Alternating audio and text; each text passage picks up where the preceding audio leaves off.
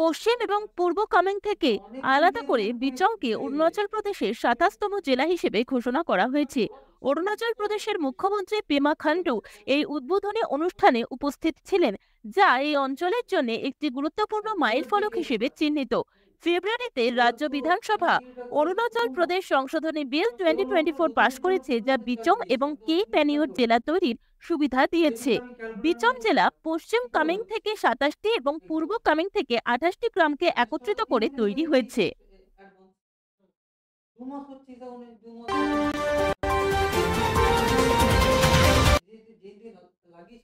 প্রধানমন্ত্রী শ্রী নরেন্দ্র মোদী নতুন দিল্লির ভারত মণ্ডপে প্রথম ন্যাশনাল ক্রিয়েটার্স অ্যাওয়ার্ড প্রদান করেন।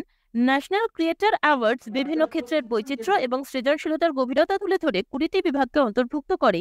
সেখানে গল্প বলা থেকে শুরু করে সামাজিক পরিবর্তনের সমর্থন, পরিবেশগত স্থায়িত্ব থেকে শিক্ষা, গেমিং, সমস্ত রকম সেক্টরই রয়েছে। এই পুরস্কারের লক্ষ্য হলো শ্রেষ্ঠত্ব এবং উদ্ভাবনকে স্বীকৃতি দেওয়া, যা সমাজে ইতিবাচক পরিবর্তন আনে।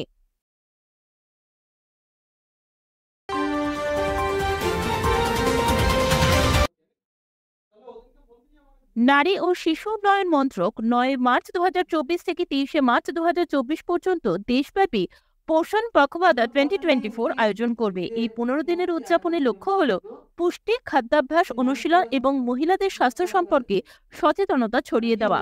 পখওয়াড়ার লক্ষ্য জন আন্দোলন এবং জন ভাগিদারি, পাবলিক মুভমেন্ট অ্যান্ড পার্টিসিপেশনের মাধ্যমে পুষ্টির গুরুত্ব সম্পর্কে সচেতনতা বৃদ্ধি করা এবং স্বাস্থ্যকর খাদ্যাভ্যাসের প্রচার করা।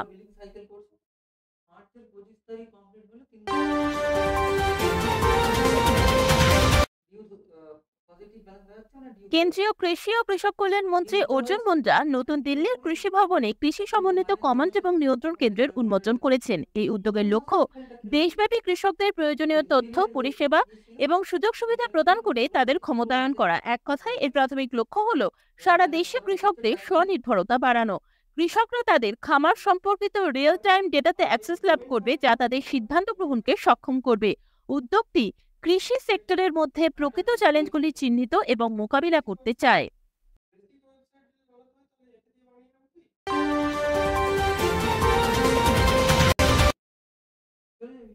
NPCI international payments limited (NIPL) ও ভারত ও নেপালের মধ্যে cross border unified payments interface (UPI) লেনদেন সক্ষম করতে নেপালের শীর্ষস্থানীয় payments network PhonePe payments services লিমিটেডের সাথে অংশীদারিত্ব করেছে। নেপালের প্রায় 30% পর্যটক ভারতীয় হওয়ায় এই অংশীদারিত্ব ভারতীয় ভ্রমণকারীদের জন্য অর্থ প্রদানের অভিজ্ঞতাকে উল্লেখযোগ্যভাবে উন্নত করবে বলে আশা করা হচ্ছে। ইউপিআই লেনদেন আর্থিক মিথস্ক্রিয়াকে সুগম করবে, যা পর্যটক এবং নেপালের অর্থনীতি উভয়কে উপকৃত করবে।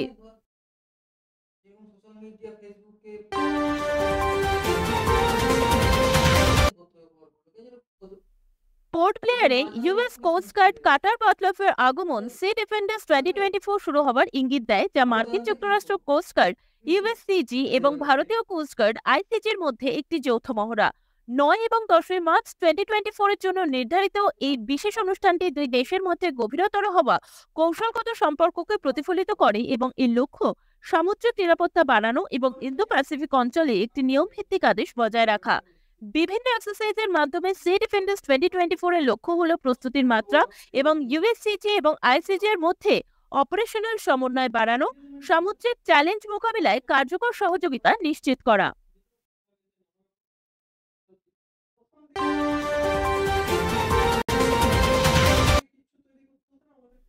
ইংল্যান্ডের জেমস অ্যান্ডারসন শেষ টেস্টে তৃতীয় দিনে সকালে ধর্মশালায় ভারতের কুলদীপ যাদবকে আউট করে তার 700তম টেস্ট উইকেট লাভ করেছেন। এই ঐতিহাসিক মাইলফলকটি অ্যান্ডারসনকে তৃতীয় বোলার হিসেবে টেস্ট ক্রিকেটে 700 উইকেট ছোঁয়ার রেকর্ড তৈরি করে দিয়েছে। অ্যান্ডারসনের প্রথম টেস্ট উইকেট 2003 সালে জিম্বাবুয়ের বিরুদ্ধে লর্ডসে আসে, যেখানে তিনি 5 উইকেট নিয়েছিলেন। 41 বছর বয়সে একমাত্র পেসার হিসেবে 700 ক্লাবে প্রবেশ করতে তার আরও 184টি টেস্ট ম্যাচ লেগেছে।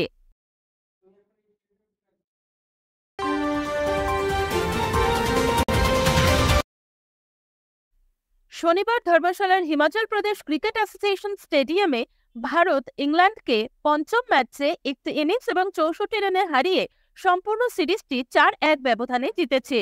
জো রুট ইংল্যান্ডের দলের একমাত্র রেঞ্জার ছিলেন এবং তার 128 বলে 84 রানের জন্য তিনি সুন্দর ব্যাটিং করেছেন। ইংল্যান্ডের দিক থেকে আউট হওয়া শেষ ব্যাটার ছিলেন তিনি।